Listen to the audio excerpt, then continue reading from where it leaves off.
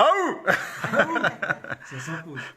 Bonjour les amis, vous êtes avec les Gilets jaunes constituant pays de l'Urepoix, enseignement 91 ou je sais pas quel numéro, voire de l'Essonne, on n'était pas un club de pêcheurs de toute façon.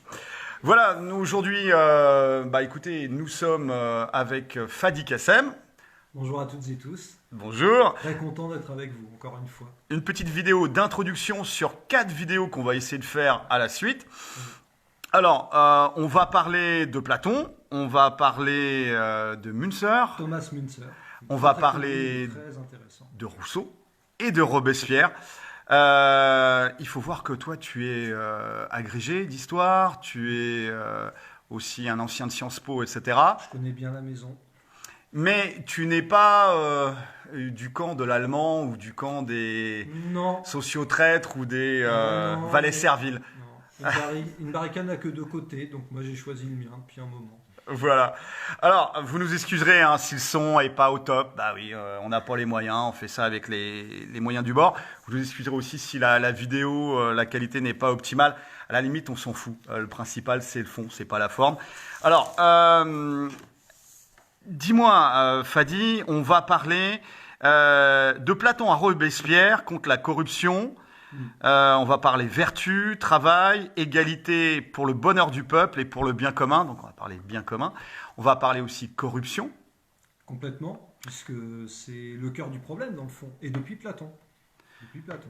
Alors Platon, c'est combien 400 ans avant Jésus-Christ 4e siècle avant Jésus-Christ, ouais. C'est au moment de ce qu'on appelle la démocratie athénienne. C'est une fausse démocratie, on le verra pourquoi. Et ça explique aussi pourquoi Platon a été très sévère à son époque envers l'idée de démocratie. Mais on verra par la suite ce qu'elle signifiait vraiment. Alors le mot démocratie, tous les mots ont une importance. Bien Démocratie, démos, kratos. Démos, le peuple. Kratos, pouvoir. Pouvoir du peuple. Normalement, pouvoir du peuple, par le peuple, pour le peuple. C'est la définition qu'on en retient.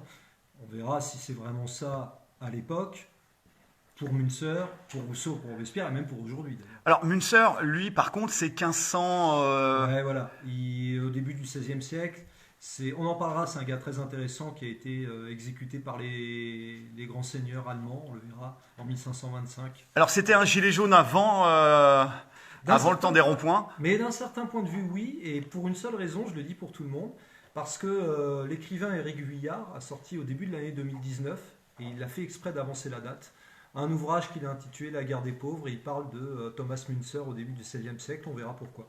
Alors, c'était à l'époque de la Réforme. Il s'est levé contre finalement la complaisance de la Réforme. Il voulait aller plus loin. Il y avait un côté jusqu'au boutiste. Radical. Radical dans la pensée, exemplaire sur le terrain. Exactement. Voilà, donc ça rejoint pas mal quand même les gilets jaunes. Donc il y a Münzer qui est quand même assez méconnu. Complètement. Et c'est pas par hasard, parce que sa pensée qui était à la fois égalitaire, on retrouve l'un des trois mots dont tu as parlé tout à l'heure, mais également millénariste, dans le sens la croyance qu'adviendra vraiment un monde meilleur et très rapidement, ça faisait peur aux nobles, ça faisait peur aux possédants, et même à Luther lui-même, on le verra. D'accord. Après, on va parler de Rousseau. Jean-Jacques Rousseau, Ça, on le connaît. Hein. eh oui, Suisse, rappelons-le, il n'est même pas français, hein, il est suisse, il faut quand même le rappeler, et avec ses œuvres, il a pointé l'un des problèmes majeurs, l'un des fondements des inégalités, qui est la propriété, l'argent, on en reparlera. Est-ce qu'on va parler collectivisme Pas jusque-là, mais on va expropriation des maisons des gens. Non, C'est... il n'en est pas là, mais par contre, il pointe bien que c'est le souci majeur, c'est-à-dire que l'égoïsme, l'amour-propre. L'individualisme. Exactement. Moi, j'insiste sur le mot égoïsme parce que c'est un mot qui est utilisé au XVIIIe siècle pour justifier le fait que le type va pouvoir faire travailler des enfants, travailler des esclaves, travailler des Irlandais, des Noirs, tout ce qu'on veut, pour le seul profit personnel individualiste. Eh bien, c'est contre ça que s'élève Rousseau et par la suite Robespierre. Alors justement, on va finir par Robespierre.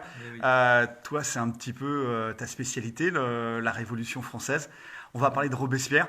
On va parler de la Constitution de 1793. Du 24 juin 1793, j'insiste dessus parce que à l'éducation, dans les écoles, on n'arrête pas de nous dire il faut enseigner les droits de l'homme du 26 août 1789. Bien sûr, mais nous allons parler de véritables droits de l'homme. Ceux du 24 juin 1793, vous verrez, il y a pas mal d'articles sympathiques. Tu peux peut-être nous faire un petit teasing là-dessus. Excusez-moi pour l'anglicisme.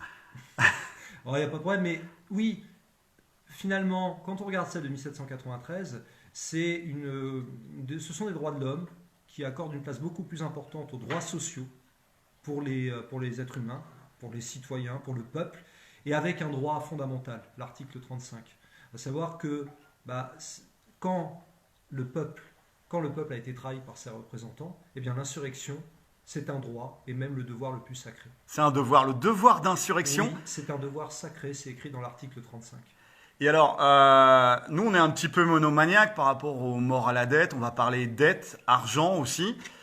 Et peut-être aussi mandat impératif et révocatoire. Oui. Comment on peut travailler sur la corruption des représentants qui, systématiquement, depuis Platon, trahissent le peuple, trahissent leurs promesses, etc.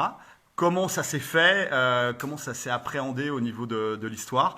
Et on finira donc par Robespierre. Merci les amis, on va lancer d'ici quelques minutes la première vidéo sur Platon.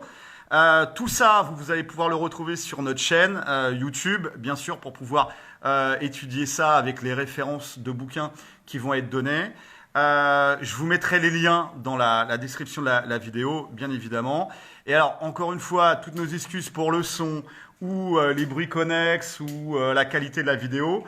On n'a pas de thunes, il n'y a pas d'argent chez les Gilets jaunes constituants, il y en a jamais eu, et il n'y en aura pas.